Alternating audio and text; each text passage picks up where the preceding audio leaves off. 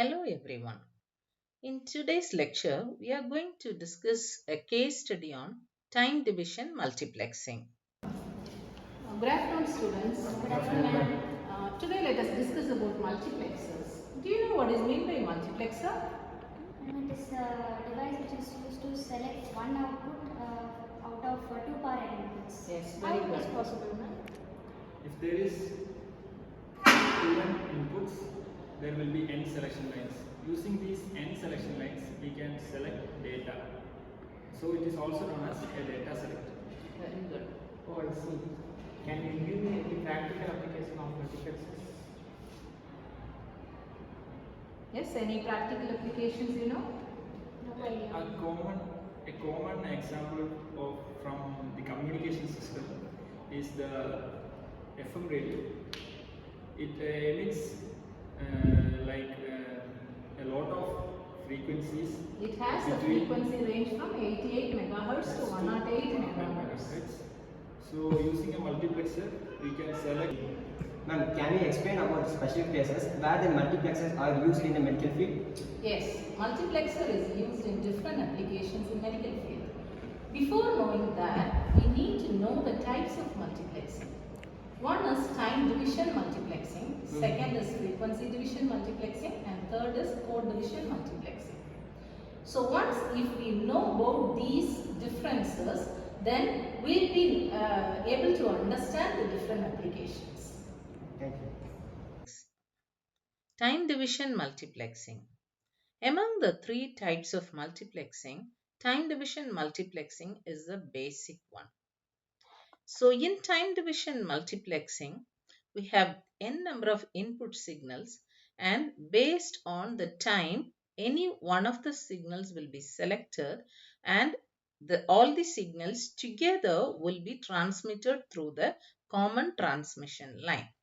So this is being selected based on time. This is time division multiplexing.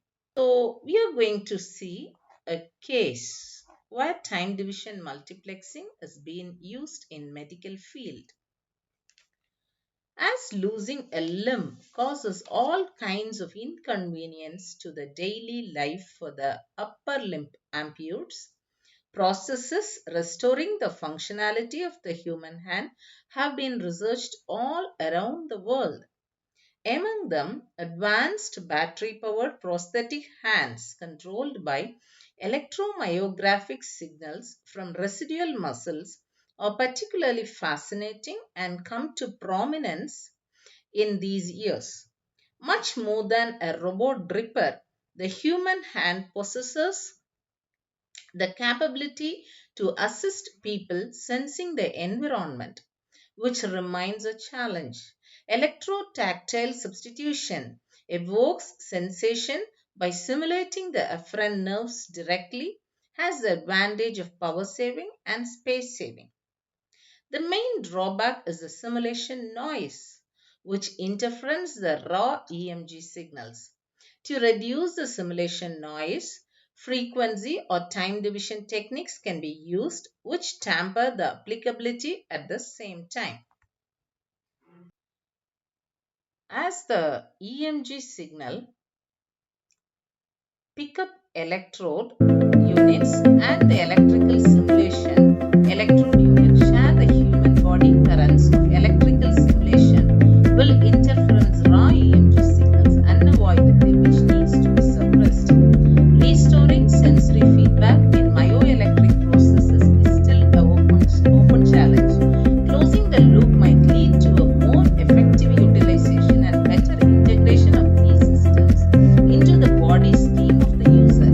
Electrotactile simulation can be employed to transmit the feedback information to the user, but it represents a strong interference to the recording of the myoelectric signals that are used for control. Time division multiplexing can be applied to avoid these interferences by performing the simulation and recording in dedicated, non-overlapping time windows. A closed-loop compensatory tracking task with myocontrol and electrotactile simulation was used in many investigations.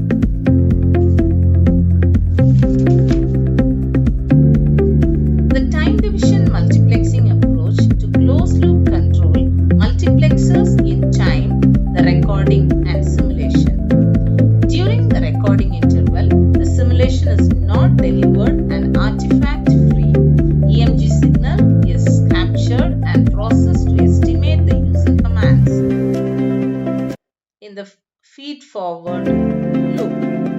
In the subsequent simulation interval, the electrical pulses were delivered to convey the feedback information to the user. During simulation, the recording is either passed by electrically disconnecting the amplifier inputs or it continues, but the data are discarded.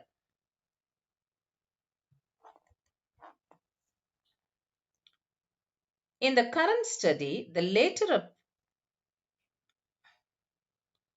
approach was used. Electrical pulses delivering in bursts produce large artifacts in the recorded EMG during the simulation windows. However, the EMG in between the bursts are artifact free, and thus the signal